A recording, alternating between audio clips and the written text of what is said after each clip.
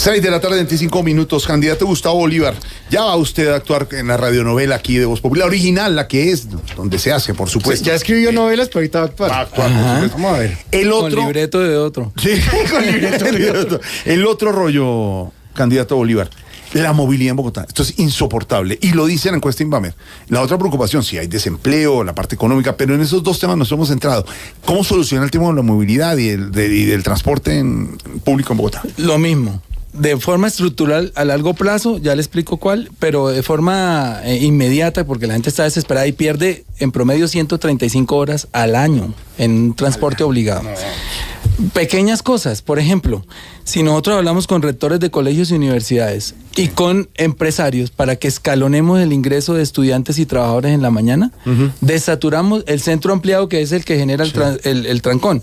El trancón se genera porque a la misma hora, en la mañana, llegan 5 millones de personas del occidente, del norte y del sur y de los municipios. Al mismo sitio. Vecinos, al mismo sitio. Todo el mundo llega aquí.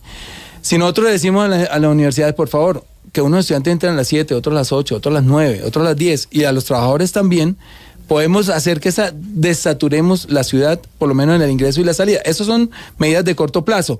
El giro a la derecha en rojo, que existe en todos los países, menos acá. No bloquear las intercepciones, volver a la cultura ciudadana, son cosas pequeñas. Pero de largo plazo, ¿qué tenemos que hacer? Ciudades de 15 minutos. Nosotros, por ejemplo... ¿Ciudades de qué? De 15 minutos. Que básicamente un ser humano utiliza 6 servicios para vivir, los básicos, que son la vivienda, el trabajo, la educación, el entretenimiento, el abastecimiento, donde compra y etcétera. Y la salud. Y la salud. Si nosotros hacemos que las personas tengan cerca de su casa, en las localidades, todo eso, esos servicios, nosotros podemos empezar a descentralizar la ciudad. Por ejemplo, la educación. Universidad Javeriana, ya no le cabe un edificio más en ese lote. Sí. Sáqueme una facultad para Engativá, hermano, o en Usaquén, ayúdenme a poner una facultad en Usaquén. Universidad del Rosario, ponga una en Suba. Tenemos que hacer eso. Pero el Rosario tienen en el norte, ¿no? Sí, ellos han empezado ese proceso de descentralización. Los servicios de salud también están concentrados en una sola parte de Bogotá, el nororiente. Allá llega a Usaquén, Chicoa, Chapinero, allá están todas las EPS, las IPS. Todo el mundo, para hacerse una radiografía, tiene que atravesar la ciudad. Hay que empezar a descentralizar todos esos servicios. Y eso se hace a largo plazo, eso es con cultura ciudadana. Si yo le digo a los empresarios de Suba, cuando contrate una persona, fíjese si es que viene de Soacha. ¿Para qué la contrata si viene de Soacha? Le va a tocar madrugar a las 4 de la mañana. Contrate a alguien de Suba. Sí, pero ¿y entonces qué hace el de Soacha para tener trabajo? Que consigan un empresario. No es que los echen. Digo, si va a recibir un nuevo empleado, fíjese que sea de la zona. Si es una persona de Soacha, fíjese que sea de Soacha. ¿Para qué lo pone a atravesar la ciudad 2 horas y 2 horas para devolverse? Entonces empezar a racionalizar todo esto, y eso conlleva tiempo, digamos, una microgerencia. Y a nivel de movilidad, ya digamos en el tema del metro, del transporte, del Transmilenio y etcétera, tengo 2 posiciones muy claras para desmentir algunas cosas que se han dicho. Primero, que nos oponemos al metro. Los que se opusieron al metro son los que están gobernando hoy, porque el metro ya estaba listo para licitar en 2015, con precio, además, costaba $7.500 millones, 15 billones de la época, porque era 2.000 pesos el dólar. Ellos se opusieron al metro, nos dicen que somos nosotros. ¿Por qué queremos mejorarlo? Porque imagínense ustedes el metro pasando por San Victorino con 50.000 vendedores debajo, porque eso va a pasar. Imagínense usted un metro encima de unos buses, que eso no pasa en ningún lado del mundo, encima de una troncal de buses emitiendo gases tóxicos hacia la atmósfera y pasando por la nariz de la gente que está esperando el metro. Eso no tiene razón de ser. Entonces estamos haciendo un intento, el presidente, de soterrar al menos la Caracas a la altura del centro y Chapinero. Está difícil de lograr. Entonces, ¿qué hemos dicho? Sobrecosto, mucho. Y la nación ha dicho que paga el sobrecosto, porque es que hay que hacer las cosas bien. Un metro dura 200 años, es una cicatriz que le va a quedar a la ciudad para siempre. Tugurizará la ciudad ese metro elevado pasando por el centro y por Chapinero.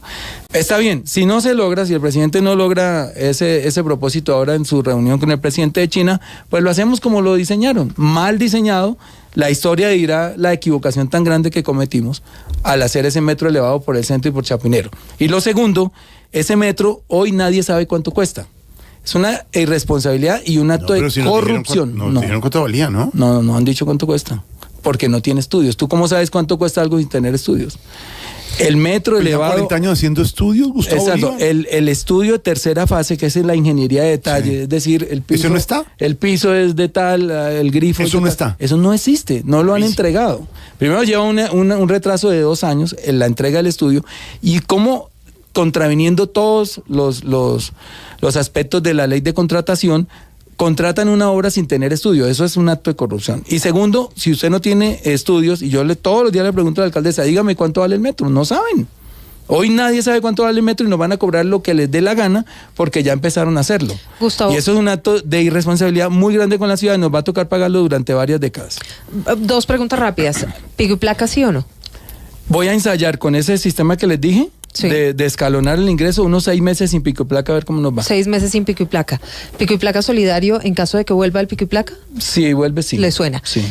¿Qué hacer con las motos? Pico y placa para las motos, restricciones, no restricciones, porque es que los taxistas tienen restricción, los usuarios de carros particulares también.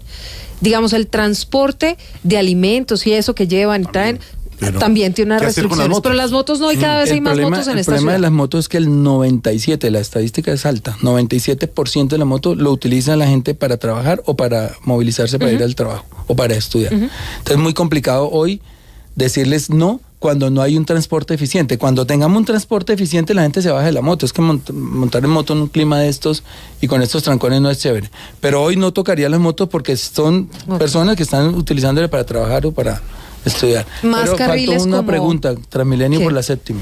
Sí. Es que me faltan dos. Me faltan dos. Transmilenio por la séptima es una y la otra es más bicicarriles, quitarle espacio a los carros de servicio particular y darles más espacio a las bicicletas en una ciudad tan insegura como Bogotá, por ejemplo. En Avenida Sancha se puede hacer eso, pero no en la séptima. Exacto, por ejemplo en la hay séptima. Un carril para buses exclusivo, uno para carros viniendo en una hora de pico desde el norte y uno para bicicletas. Que está vacío normalmente. Sí, exacto. Entonces hay avenidas donde se puede hacer eso, obviamente, pero en esas no. Y no al Transmilenio por la séptima, por 2 razones fundamentales. Una, porque Claudia López prometió en campaña, ahí están los videos, que no habría Transmilenio por la séptima, entonces le mintió a los electores y eso hay que cumplirlo. Lo segundo, tiene 3 problemas, uno financiero, y es que la carga de pasajeros por la séptima no da para hacer autosostenible ese sistema.